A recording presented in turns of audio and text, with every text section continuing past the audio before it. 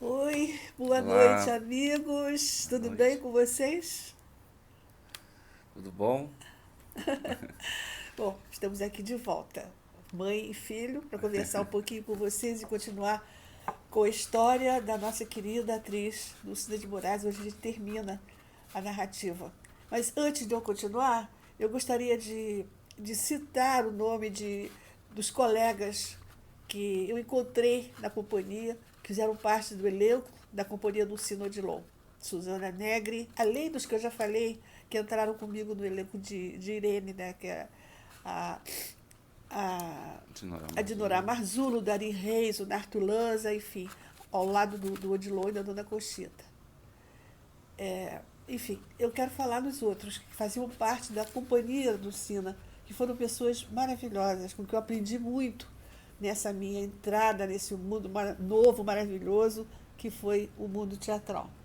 Então, Suzana Negri, seu Jorge Diniz, é, quem mais? A Yara A Corte. Yara Cortes, é, meu Deus do céu, deixa eu lembrar de todos eles.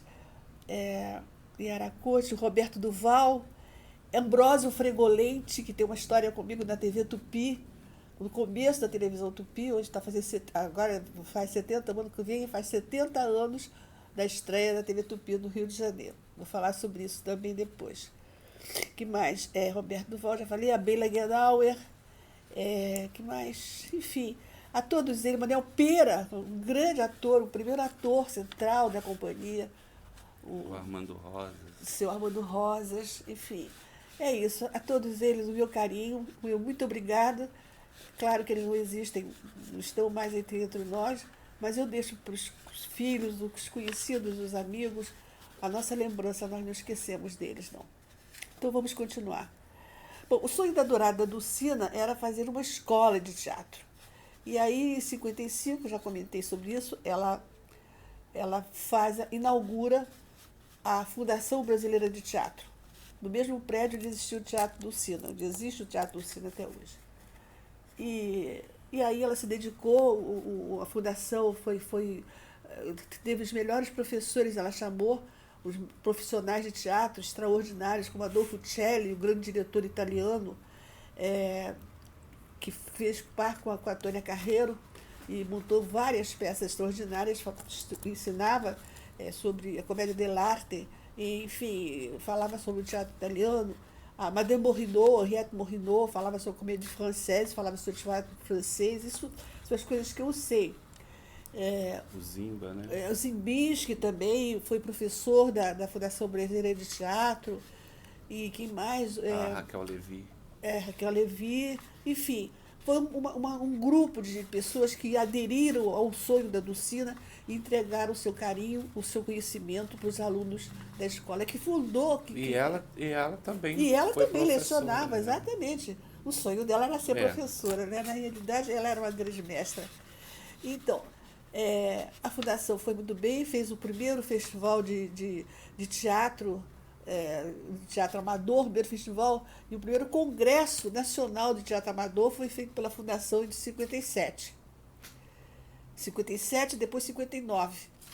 Enfim, grandes movimentos em cima do teatro. e as pessoas que saíram de lá? Muitos alunos saíram.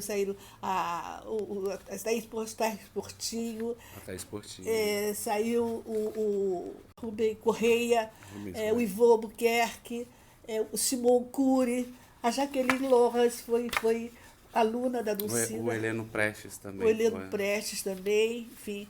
Enfim, muitos profissionais que até hoje trabalham, dão seu conhecimento, o seu talento ao teatro brasileiro, saíram, se formaram na Fundação Brasileira de Teatro. Então a Dulcina foi em 72 ela foi para Brasília. Antes disso, em 71, ela ficou comigo, eu já comentei com vocês, fazendo um buzinho nessas vidas.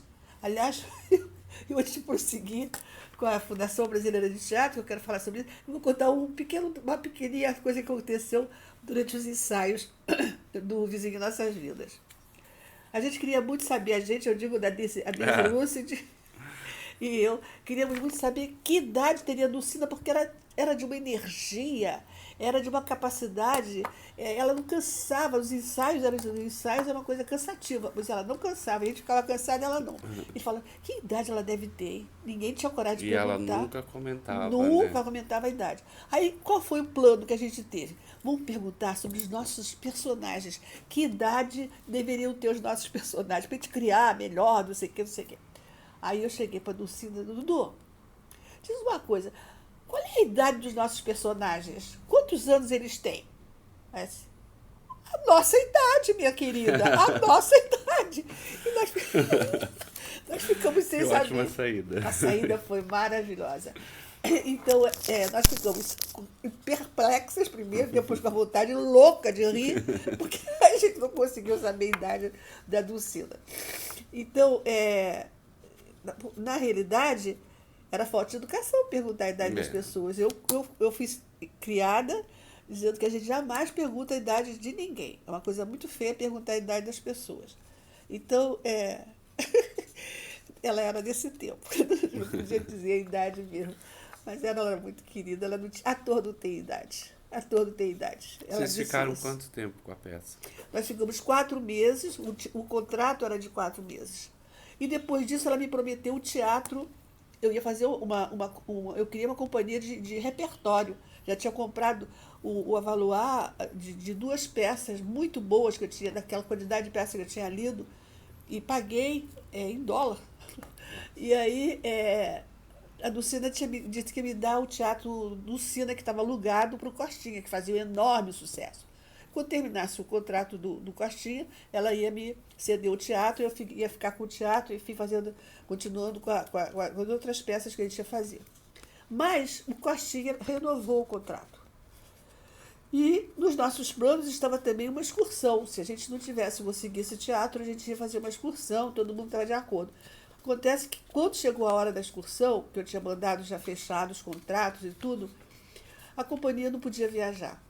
A Deise era contratada da Rádio Nacional, e a Rádio Nacional deu para ela um horário para ela fazer o programa dela, Alô Deise, que ficou anos e anos e anos, foi um enorme sucesso dela. Ela não podia viajar.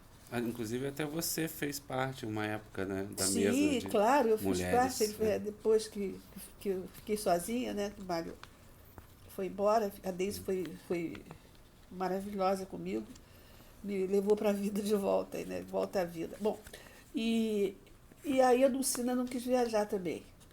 E aí eu tive que mandar a secretária de frente refazer os contratos e contratei a Beatriz Lira. Quem era a secretária de frente? É a dona Pepa Ruiz, que é uma atriz maravilhosa, uma senhora linda, que foi, era uma atriz, né?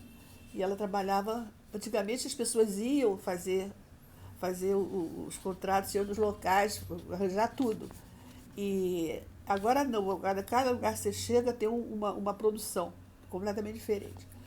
Bom, enfim, aí refiz a montagem e viajamos com a Beatriz Lira, a Miriam Pérsia e o Juju, um comediante, um cômico que trabalhava mais em si. Foi muito bom. E continuamos o programa. Agora, na volta, a Dulcina, em 72, foi embora, vendeu tudo que ela tinha, apartamento, vendeu o teatro, vendeu as terras que o marido dela deixou para ela, vendeu as joias que ela tinha, vendeu tudo e foi embora com mala e cuia para Brasília, para fazer a Fundação Brasileira de Teatro lá, que o clima, as vibrações de Brasília, ela achava que aquilo era fundamental para uma companhia de teatro na capital da República. E ela foi... O centro irradiador, né? O centro irradiador cultural, que ela falava sempre, né? Então, foi isso que aconteceu e ela trabalhou enlouquecidamente e fez a fundação, depois fez o teatro, ela fez espetáculos lá em Brasília, levantando dinheiro para construir, porque o dinheiro, construção não é quase o que... Você sabe quando começa, não sabe quanto vai gastar quando começa, mas não sabe quanto vai gastar totalmente. E ela teve muita ajuda também de alguns políticos, várias senhoras que se juntaram para... Eu soube que deram as cadeiras da plateia, foram fornecidas por ajuda de senhoras da sociedade, que ela já era muito querida. E quem comprou o teatro aqui do Rio? O teatro foi vendido pelo Serviço Nacional de Teatro, por ajuda do nosso queridíssimo Orlando Miranda, uma pessoa maravilhosa, uma pessoa que nós devemos muito em termos de defesa da classe artística, defesa do teatro. É uma pessoa que tem um teatro, o Teatro Princesa Isabel, que aliás, foi inaugurado com uma peça do meu marido, A Guerra Mais ou Menos Santa. Enfim, com a Elza Gomes fazendo o papel principal, maravilhosa, maravilhosa. Mas, enfim, o teatro é do governo, né? Enfim, e Dulcina ficou lá, e o tempo foi passando, ela foi lutando desesperadamente, formando pessoas, criando a Françoise Furtot, era de Brasília. Tem muitos atores que estão aqui do Rio que estudaram na Fundação Brasileira de Teatro de Brasília. E tem um pessoal lá maravilhoso trabalhando, que infelizmente eu não sei o nome de todos, não sei o nome das pessoas, conheci rapidamente e que eu mando meu carinho e minhas homenagens à luta que eles fazem em Brasília. E a Fundação não vai bem. Depois que Dulcina adoeceu, envelheceu, passou por tudo que vocês possam imaginar de terror. Porque ela foi perdendo a memória, ela foi perdendo, foi tendo, como se chama, esclerose, e teve várias isquemias pequenas, finalmente teve uma grande, e ficou necessitando de um tratamento forte, um tratamento muito, muito oneroso, e a Fundação não tinha dinheiro para pagar esse tratamento dela. Então, o pessoal do teatro procurou um grande amigo dela, que era um deputado, uma pessoa que a gente tem que admirar muito, porque ele foi de um carinho infinito. Do Álvaro Vale, né? É o deputado Álvaro Vale. Ele procurou, então, o dono o responsável por uma firma de saúde, uma empresa de saúde, né, de plano de saúde, para dar um plano de saúde para a Dulcina. E foi negado. Eles não podiam dar porque os médicos disseram que a avaliação médica, segundo disse esse senhor, ela ia durar muito tempo ainda, viva, e iria dar um prejuízo terrível para aquela empresa. E aí ele não desistiu, ele procurou um outro senhor, que era também amigo da Dulcina, uma pessoa extremamente... um médico, né? Um médico, o doutor... José Luiz Veloso. José Luiz Veloso, exatamente, que junto com o Álvaro Vale, saíram em campo para procurar ajudar a Dulcina. Então, conseguiram a internação dela no hospital o hospital da zona da Asa Norte. Ela ficou com os melhores médicos sendo atendida lá. E, ao mesmo tempo, ela morava, como todas as pessoas que iam para Brasília, e ela conseguiu isso com alguém do governo, que eu não me lembro exatamente quem, ela conseguiu um apartamento funcional para ficar morando em Brasília. Exatamente nessa ocasião, ela muito mal, com o derrame, com todas as coisas que aconteceram, o governo federal pede de volta o apartamento para ela ficar na rua. Ela, daquele jeito, né? E aí o Álvaro Vale e esse outro médico também correram atrás e conseguiram suspender isso. O apartamento era da Marinha.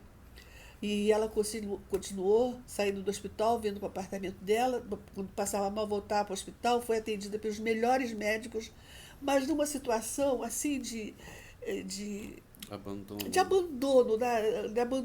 Pessoa que foi tão poderosa, uma pessoa que se dedicou tanto, uma pessoa que foi tão amada, uma pessoa que deu tudo o que tinha, todo o seu trabalho de anos e anos, o seu ganha-pão de anos e anos, ela colocou à disposição da capital da República. E para ficar nessa situação quase de indigência, foi uma coisa muito, muito terrível. Ela acabou no dia 27 de agosto de 1996, ela teve uma pneumonia e faleceu. E foi muito homenageada pelos alunos da faculdade, e o público em geral já não lembrava mais dela, não sabia mais, já que as pessoas em Brasília veem Teatro Dulcina, não sabem quem foi Dulcina. E a gente não pode esquecer as pessoas. A gente tem que lembrar essas pessoas. Como é que um teatro chamado Dulcina, uma fundação uma, uma, uma escola, uma universidade de teatro, de artes, como é que pode se esquecer alguém, quem fez isso? Não pode esquecer, não esquece quem foi Darcy Ribeiro. A gente não esquece as pessoas que fizeram coisas bonitas culturalmente para esse país. Então, é preciso que a gente não esqueça, que a gente lembre que a vida é curta, mas é longa. E ela é muito pior quando as pessoas vão ficando mais velhas, como nós vamos ficando mais velhos. É é um castigo, uma forma de castigo as pessoas envelhecerem, porque na realidade a gente está bem, né? Mas a gente vai ficando sozinho no mundo e vai perdendo é, a liberdade, vai perdendo a possibilidade de se movimentar, de agir, de atuar. As pessoas absolutamente fortes, como ela era, uma pessoa ativa, uma pessoa lúcida, uma pessoa Dinâmica, né? dinâmica, de repente a gente fica imobilizada. Então, essa homenagem que ele está fazendo é para lembrar que existe uma Fundação Brasileira de Teatro que foi produzida, que foi criada, que foi lutada com dinheiro particular, dinheiro da Dulcina, dinheiro da vida dela, dos bens dela, que ela deixou para o Brasil, para o público brasileiro, para os futuros atores brasileiros, para os estudantes brasileiros. A escola de teatro ela é de nível universitário. É a primeira escola de arte que existe de caráter acadêmico. Então, a gente não pode esquecer isso e a gente tem que lutar pela Fundação Brasileira de Teatro. Essa homenagem é para pedir, nosso pedido enfático para as autoridades, para os empresários, para as pessoas de posse que moram em Brasília, que, por favor, não abandonem a Fundação Brasileira de Teatro. Não joguem esse trabalho maravilhoso da Dulcina, essa formação, essa coisa linda que é o teatro, que é a cultura, não façam desaparecer. Ajudem aquelas pessoas que estão trabalhando lá, que as pessoas que estão lá, que foram formadas por Dulcina, continuam dando seu coração e sua alma para aquele teatro, mesmo sem receber. Então, é preciso que a gente faça esse movimento. A Glória Teixeira, que fez o filme sobre a Dulcina, tem trabalhado muito também nesse sentido, pedindo ajuda da Nissete para falar, que foi uma pessoa que foi lançada também pela Dulcina, trabalhou com a Dulcina, Nissete Bruno, e Françoise Furtot, que também trabalha no filme, e todas as pessoas formadas na faculdade de Dulcina, que adoravam Dulcina, que sabem o que Dulcina foi para o teatro brasileiro, o que representou aquela companhia aqui no Rio de Janeiro e que ela largou tudo no Rio de Janeiro para ir para Brasília para deixar isso pronto, essa herança dela. A gente não pode pegar essa herança que a Dulcina deixou e jogar fora, deixar que ela se perca. É isso, o nosso pedido é esse, o nosso pedido é essa homenagem infinita a essa mulher, a essa família, a seu Átila, a dona Conchita e a todas as pessoas que trabalharam com Dulcina, que deram sua alma, que deram sua energia, que deram seu amor ao teatro brasileiro, fazendo um teatro da melhor qualidade.